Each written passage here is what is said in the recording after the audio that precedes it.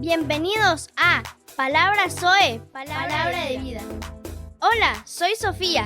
Te invito a quedarte junto a nosotros escuchando este mensaje, donde conocerás más de Jesús y aprenderás a disfrutar de Él. No te pierdas ninguno de nuestros podcasts.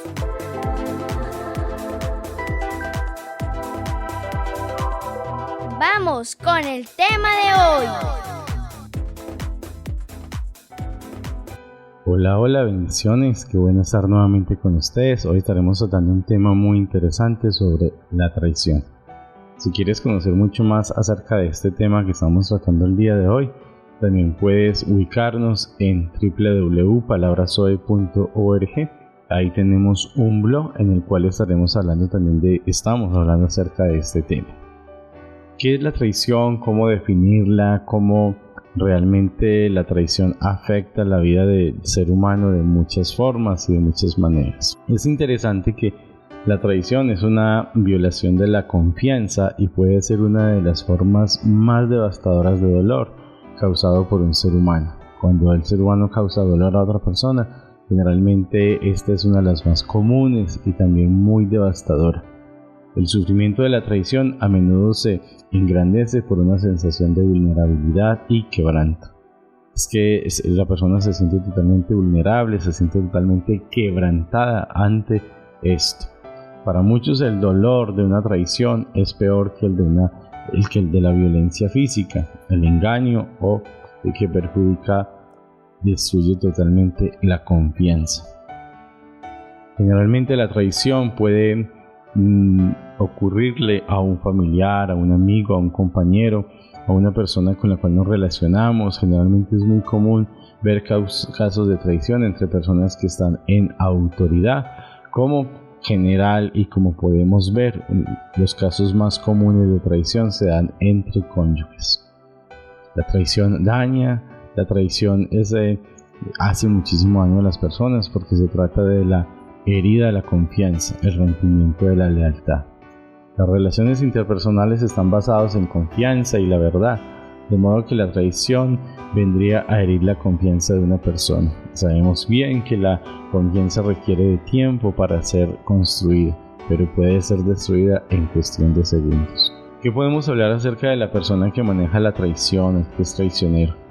Siempre en esa persona va a aflorar un sentimiento de envidia. Tiene por lo general una forma de manejar envidia hacia el otro. La estrategia del traidor o el que traiciona es general. Nadie traiciona de un día para otro. La persona que traiciona lo primero que hace es entrar en el círculo de intimidad afectiva y la mayoría de las veces conoce internamente a quien va a traicionar. Posee información, datos muy sensibles y que tiene acceso a dicho círculo como amigo para luego traicionar al otro. Es común ver que la traición generalmente lo ocasiona a alguien tan cercano como suele ser un cónyuge, un amigo, como ya le había dicho antes, a veces entre compañeros de trabajo, todo esto. Es claro que la palabra compañero viene del latín derivado de comedere, comer, panis, pan, o relacionado de comer del mismo pan. Y es tan tremendo que cuando vemos en la Biblia también la traición más mencionada en la historia de la humanidad se dio cuando aquel hombre comió del pan que Jesús le ofreció y que Jesús mismo lo identificó: el que comiere conmigo del pan que le daba mojado en salsa, ese sería. Y realmente en ese momento fue que se consumó la traición. Muchas veces las personas que traicionan suelen presentarse como víctimas de las situaciones para hacerlo mucho más profundo. La traición está presente en los círculos de poder, autoridad, donde es denominado y donde es común entre personas de poder. También la vemos con mucha fuerza y con mucha intensidad en las relaciones familiares entre hermanos, esposos, hijos. Por eso es importante que nosotros podamos aprender a definir esto. También el dolor de la traición puede amargar nuestras vidas. Es muy profundo ese dolor que se experimenta por el gran decepción que se vive. La traición nos roba nuestro sentido de seguridad. Existen peligros obvios al no superar las causas de la traición, del dolor, perder la capacidad de continuar, convertirse en un traidor en represalia o defensiva propia. ¿Qué quiere decir esto? Que muchas veces una persona que no ha tratado de sanar una traición puede convertirse en un traidor en represalia. No reconocer la traición y por lo tanto nos exponemos a más heridas. Es interesante entender que la traición afecta mucho nuestras emociones y que el dolor se va guardando y se va manteniendo en nuestro interior. Es algo que va afectando continuamente nuestra vida y que va causando un daño en el cual tenemos que aprender a manejar. Las traiciones son comunes y pueden darse de diferentes maneras. Es común encontrar en nuestros tiempos que uno de los patrones muy comunes entre personas de autoridad es que entre ellos se traicionen y que se den muchos casos donde se puede perder la vida o donde quizás hasta por traicionar a otro o se pueda entregar la vida de otra persona, como lo hizo Judas con Jesús. Casi todos los seres humanos en algún momento de nuestras vidas hemos sufrido las consecuencias de una deslealtad de un amigo, de una persona cercana, de un familiar, de alguien en quien hemos depositado nuestra confianza.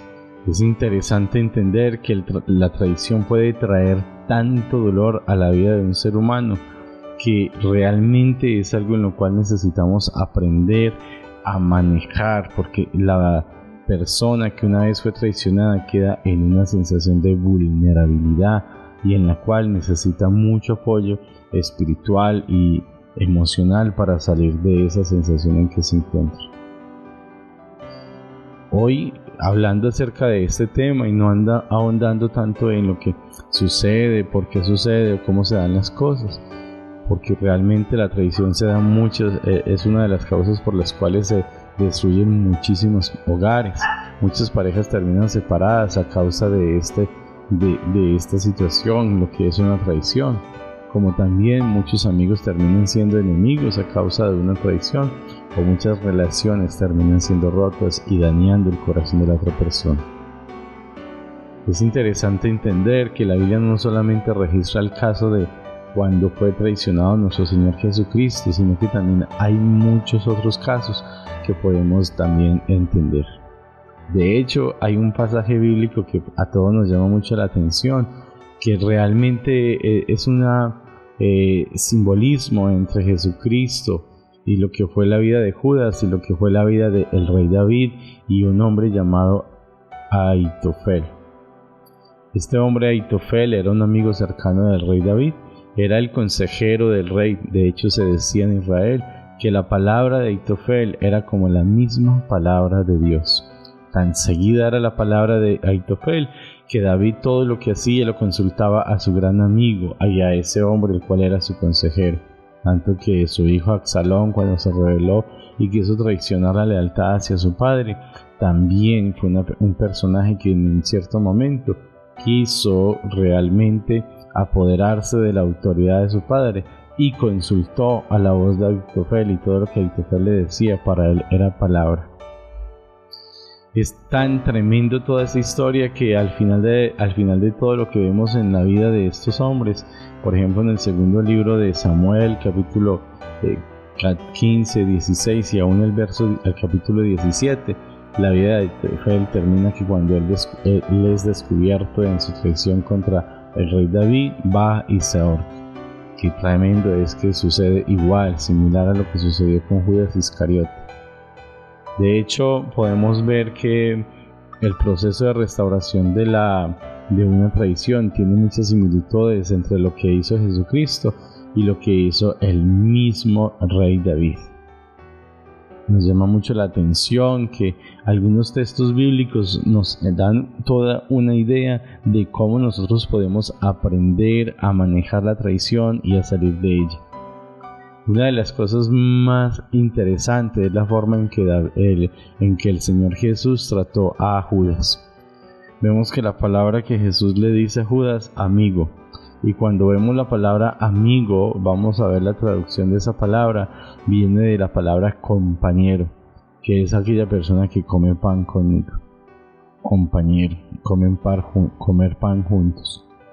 Jesús le dijo a Judas, compañero, y realmente es ahí donde nosotros podemos entender que la traición tiene que ver de eso, y que Jesús, cuando se sentó a la mesa y estaba hablando acerca de que uno de vosotros me va a entregar, no estaba diciendo, bueno, ya Judas, tienes que ser tú, sino que le estaba diciendo a Judas, esta es tu oportunidad. El hecho de que la palabra bíblica sea dicha y que haya una profecía acerca de eso no quiere decir que ya la vida de Judas estaba determinada para que hiciera eso. Muchas veces pensamos que no, Judas fue el quien traicionó a Jesús y eso tenía que haber sido así y punto. No entendemos que en ese momento cuando Jesús habló, dice la palabra en el Evangelio de Juan capítulo 13, que ya el enemigo había puesto en el corazón de Judas que lo entregara. Pero todavía mucho más adelante podemos ver en toda esta situación del Evangelio de Juan algo muy muy particular, y es que dice la palabra de esta manera, dice como el diablo ya había puesto en el corazón de Judas Iscariote, hijo de Simón, que le entregara. Eso lo dice en los primeros versículos. Luego Jesús no solamente lava los pies a todos los discípulos y resaltamos la acción que fue con Pedro, sino que también le lava los pies a Judas. Como no cambió aún en daño suyo, no cambió con él y no dijo, bueno, yo a Judas no le lavo los pies porque yo sé que le va a ser el traicionero. Pero también luego cuando él expresa las palabras que todos conocemos, de cierto os digo que uno de vosotros me va a entregar. Todos empezaron a preguntarse quién es, quién va a ser, quién puede ser. Y todos estaban sorprendidos porque ninguno quería caer en tan vil acción. Pero el Señor Jesús dijo ahí, les dijo a ellos, el que conmigo comiere del pan, quedaré mojado de la salsa que en ese momento se estaba consumiendo. Ese es. Pero Judas, en lugar de reconvenir su decisión y de pedir perdón y de humillarse delante de Dios, lo que hizo fue recibir el pan y comer de él. La Biblia es tan clara que dice que a partir de ese momento entró el diablo en el corazón de Judas. Muchas veces el traicionero tiene la oportunidad de arrepentirse y de cambiar, pero no lo hace. La persona que traiciona muchas veces tiene la oportunidad, al ver la misericordia, el amor y la bondad con que le trata a la otra persona, o aún la misma misericordia de Dios que le da una oportunidad de cambiar la decisión, pero no lo hacen. ¿Por qué no lo hacen? Porque quieren seguir marcando el mismo camino, haciendo las mismas cosas y quieren consumar la obra que han determinado hacer. En este caso, en lugar de arrepentirse, lo que hizo fue ir y consumar la obra. Cuando él comió el pan, en ese momento estaba totalmente dispuesto a hacer lo que iba a hacer, que era realmente entregar a Jesús. No había una decisión más firme, más segura que la que tenía este hombre en su traición, en su odio, en su venganza. Y es que realmente muchas veces las personas que traicionan, y no con eso quiero justificar a quienes lo hacen, sino que muchas veces la persona que traiciona, surge en él o en ella el odio, el deseo de destruir al otro. No es capaz de sanar esta herida debido a su narcisismo y permanece anclado en ella. Como consecuencia comienza a manifestar rasgos psicopáticos y busca lastimar al otro. Lo que el traidor ignora es que más allá de la desilusión real o imaginaria que pudo haber sufrido, en realidad este impulso está impulsado a destruir la vida del otro, basado en una acumulación de frustraciones, de secciones, de conflictos internos, fundamentalmente con la imagen paterna, con el amor y la atención del padre, que de una manera simbólica la proyecta sobre quien le ha traicionado. Por lo general, las personas que han sido o que traicionan son personas que tienen una mala o tuviera una mala relación junto con su padre. Quiero terminar hablar acerca de cómo podemos sanarnos de una traición.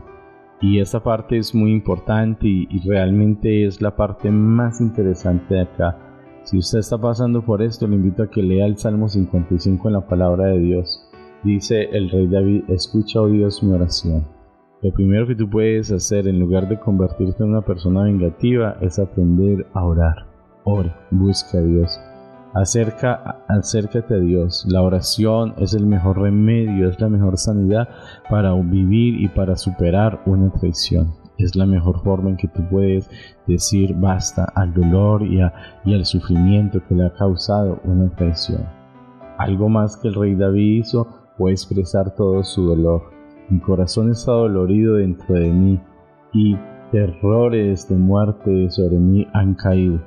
Una de las segunda cosa que tú puedes hacer es aquel momento de ir y derramar su corazón delante de Dios. Abra tu corazón a Dios.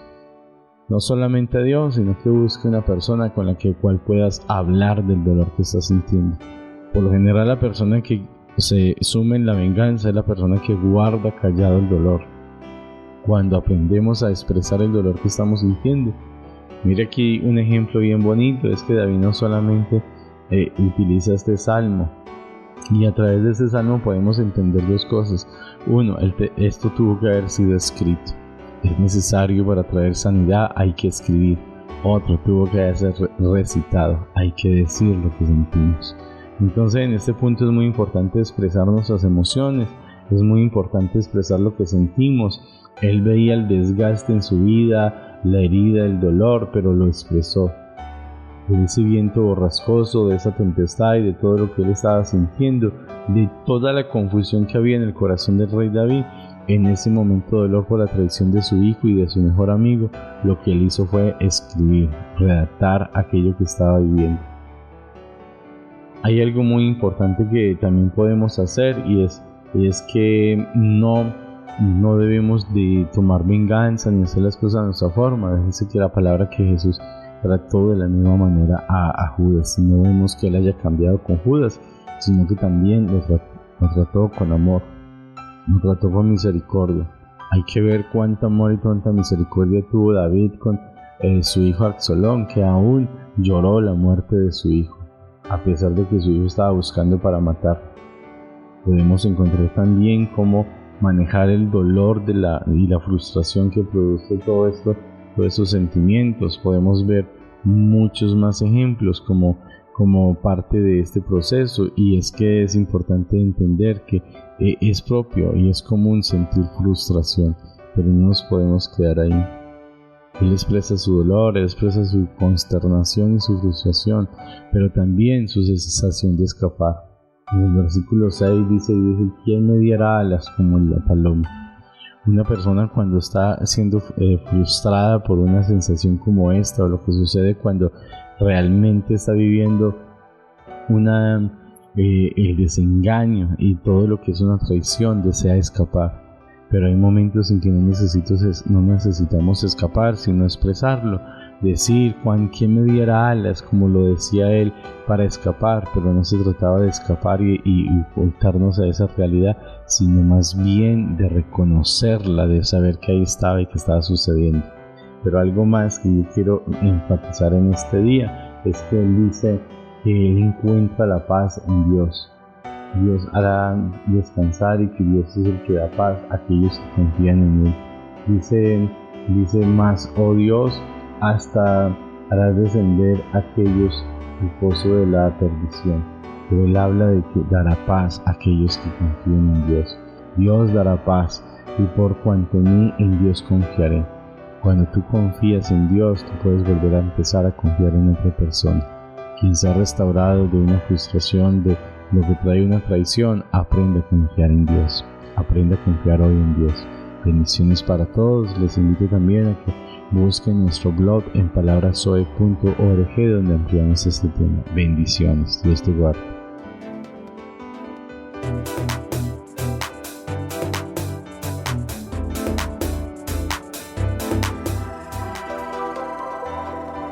Este fue un podcast del pastor Carlos Ruiz. Te invito a seguirnos y a compartir esta palabra de vida. Gracias. ¡Hasta pronto!